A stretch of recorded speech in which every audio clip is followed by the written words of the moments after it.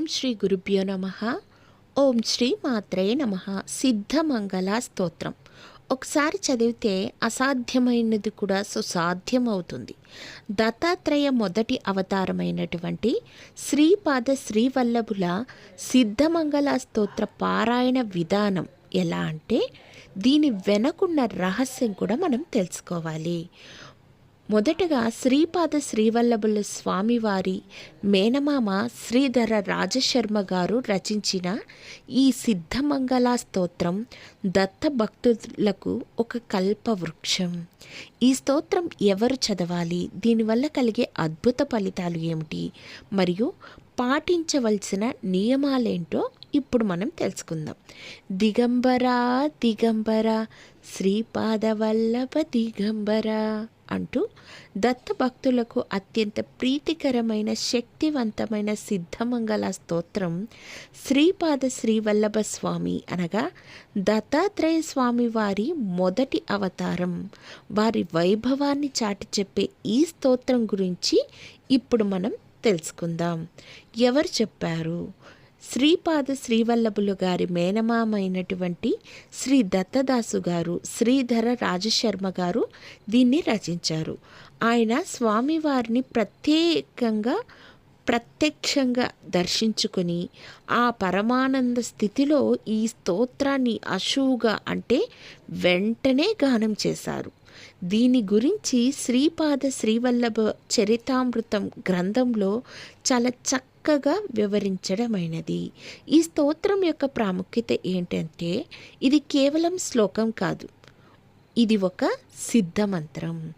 శ్రీపాద శ్రీవల్లభుల వారి దివ్య రూపం, వారి జన్మ వృత్తాంతం మరియు వారి అద్భుత శక్తుల గురించి ఇందులో వర్ణించబడింది.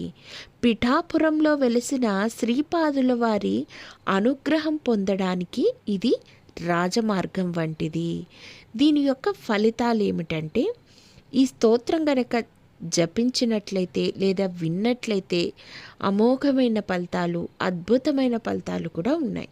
అడ్డంకులు తొలగిపోతాయి. మీరు ఏ పని అనుకుంటే ఆ కార్యసిద్ధికి వచ్చే ఆటంకాలు ఫస్ట్ తొలగిపోతాయి. అలాగే ఆర్థిక ఇబ్బందులు, అప్పుల బాధలు తొలగి సంపద అనేది నిలబడుతుంది, కలుగుతుంది కూడా. దుష్టశక్తి నివారణ, భయం, గ్రహదోషాలు, దుష్టశక్తుల ప్రభావం నుండి రక్షణ అనేది మనకు లభిస్తుంది. అలాగే చిత్తశాంతి, మానసిక ప్రశాంతత లభించడమే కాకుండా సంతానం లేని వారికి సంతాన ప్రాప్తి అనేది కలుగుతుంది. ఎవరు చదవాలి? కుల, మత, లింగ వివక్ష భేదం అనేది లేకుండా ఎవరైనా ఈ స్తోత్రాన్ని చదువుకోవచ్చు. దత్తాత్రేయ స్వామి వారిపై భక్తి ఉన్న ప్రతి ఒక్కరూ ఈ స్తోత్రం జపించడానికి అర్హులే.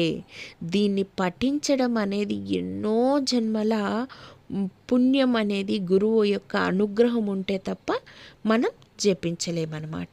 సిద్ధమంగళ స్తోత్రాన్ని పఠించేటప్పుడు కొన్ని పద్ధతులు కూడా మనం పాటించి తీరాలి. సమయం అనేది ఉదయం లేదా సాయంత్రం దీపం వెలిగించి చదువుకోవచ్చు.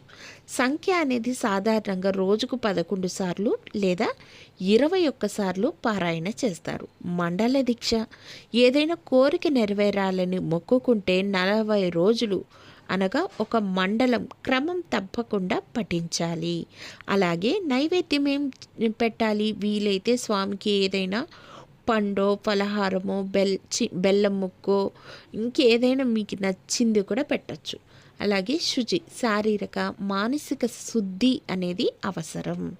భయం వదిలేసి సంపూర్ణమైన దత్తుడి యొక్క అనుగ్రహం మనపైన ఉంది అని నమ్మకంతో చదవగలిగితే ఈ దత్తాత్రేయ స్వామి వారి యొక్క సిద్ధమంగళ స్తోత్రం మన జీవితంలో మనకు కావలసినవి, మనకి ఏ టయానికి ఏం అవసరమో ఆ టయానికి గురువు యొక్క అనుగ్రహంతో మన దగ్గరికి చేరుతాయి. ధన్యవాదములు.